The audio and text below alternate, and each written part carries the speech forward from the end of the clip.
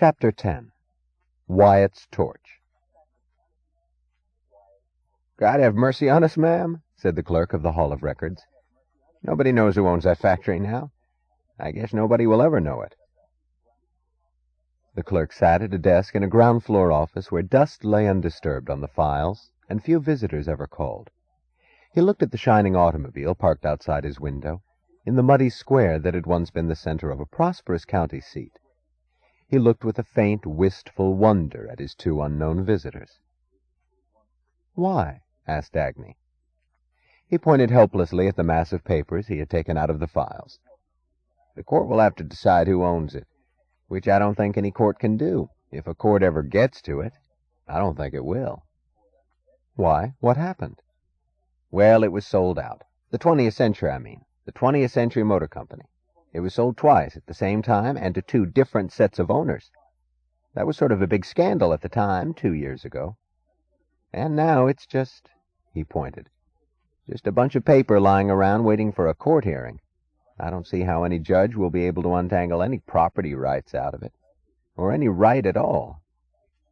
"Would you tell me, please, just what happened?" "Well, the last legal owner of the factory was the People's Mortgage Company of Rome, Wisconsin. That's the town the other side of the factory, 30 miles north. That mortgage company was a sort of noisy outfit that did a lot of advertising about easy credit. Mark Yonts was the head of it. Nobody knew where he came from, and nobody knows where he's gone to now. But what they discovered the morning after the People's Mortgage Company collapsed was that Mark Yonts had sold the 20th Century Motor Factory to a bunch of suckers from South Dakota, and that he'd also given it as collateral for a loan from a bank in Illinois. And when they took a look at the factory, they discovered that he'd moved all the machinery out and sold it piecemeal, God only knows where and to whom. So it seems like everybody owns the place, and nobody. That's how it stands now. The South Dakotans and the bank and the attorney for the creditors of the People's Mortgage Company all suing one another, all claiming this factory, and nobody having the right to move a wheel in it, except that there's no wheels left to move." "Did Mark Yonts operate the factory before he sold it?" "Lord, no, ma'am. He wasn't the kind that ever operates anything. He didn't want to make money, only to get it. Guess he got it, too. More than anyone could have made out of that factory." He wondered why the blond, hard-faced man who sat with the woman in front of his desk looked grimly out the window at their car, at a large object wrapped in canvas, roped tightly under the raised cover of the car's luggage compartment. "What happened to the factory records?" "Which do you mean, ma'am?" "Their production records, their work records, their personnel files." "Oh, there's nothing left of that now. There's been a lot of looting going on. All the mixed owners grabbed what furniture or things they could haul out of there, even if the sheriff did put a padlock on the door. The papers and stuff like that, I guess it was all taken by the scavengers from Starnesville. That's the place down in the valley where they're having it pretty tough these days. They burn the stuff for kindling, most likely." "Is there anyone left here who used to work in the factory?" asked Reardon. "No, sir, not around here. They all live down in Starnesville." "All of them?" whispered Dagny. She was thinking of the ruins. "The engineers, too?" "Yes, ma'am. That was the factory town. They've all gone, long ago." "Do you happen to remember the names of any men who worked there?" "No, ma'am." "What owner was the last to operate the factory?" asked Reardon. "I couldn't say, sir. There's been so much trouble up there, and the place has changed hands so many times, since old Jed Starnes died. He's the man who built the factory. He made this whole part of the country, I guess. He died 12 years ago. "Can you give us the names of all the owners since?" "No, sir. We had a fire in the old courthouse about 3 years ago, and all the old records are gone. I don't know where you could trace them now." "You don't know how this Mark Yonts happened to acquire the factory?" "Yes, I know that. He bought it from Mayor Bascom of Rome. How Mayor Bascom happened to own it, I don't know." "Where is Mayor Bascom now?" "Still there, in Rome." "Thank you very much," said Reardon, rising. "We'll call on him."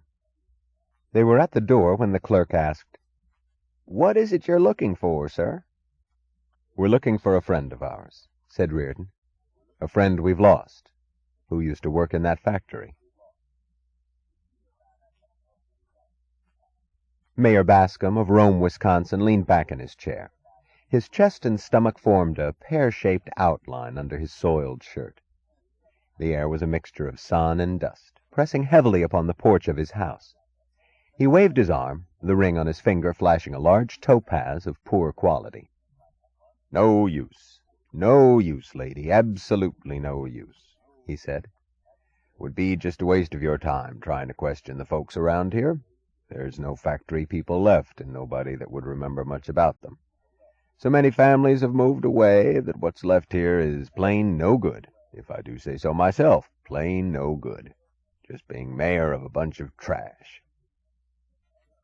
He had offered chairs to his two visitors, but he did not mind it if the lady preferred to stand at the porch railing. He leaned back, studying her long-lined figure. High-class merchandise, he thought. But then the man with her was obviously rich.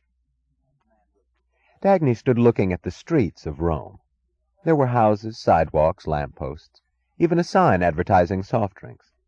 But they looked as if it were only now a matter of inches and hours before the town would reach the stage of Starnesville.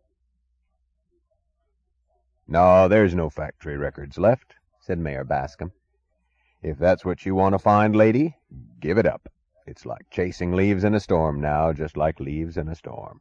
Who cares about papers? At a time like this, what people save is good, solid material objects.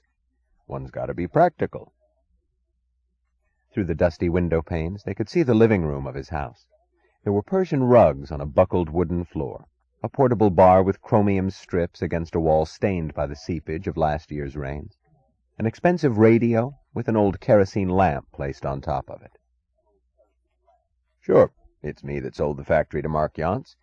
Mark was a nice fellow, a nice, lively, energetic fellow.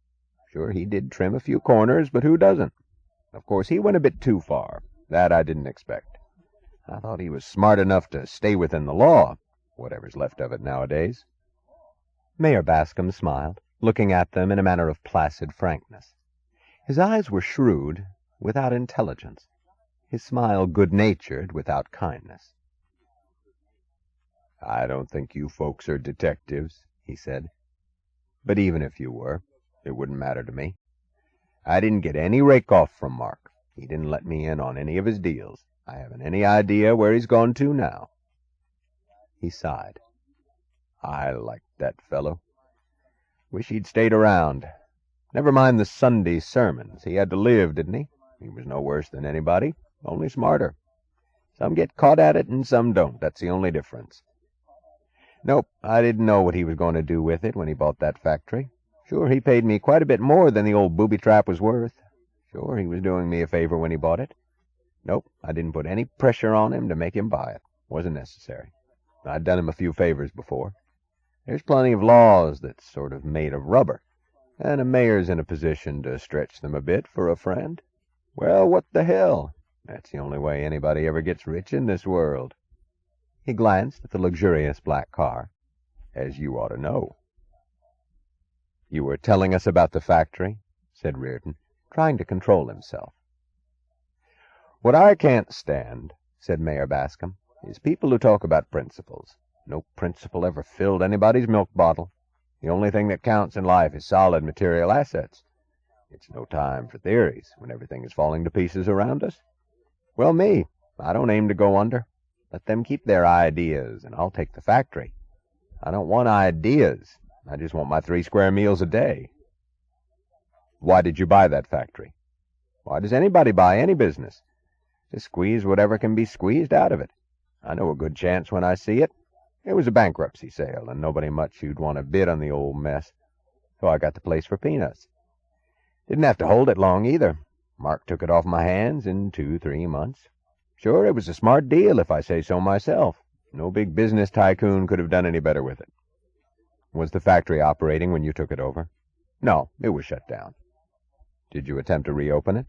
"Not me. I'm a practical person." "Can you recall the names of any men who worked there?" "Nope, never met 'em." "Did you move anything out of the factory?" "Well, I'll tell you. I took a look around, and what I liked was old Jed's desk, old Jed Starnes. He was a real big shot in his time. Wonderful desk, solid mahogany, so I carted it home. And some executive, don't know who he was, had a stall shower in his bathroom, the like of which I never saw. A glass door with a mermaid cut in the glass, real artwork, and hot stuff too, hotter than any oil painting.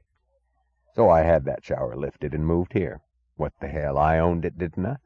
I was entitled to get something valuable out of that factory.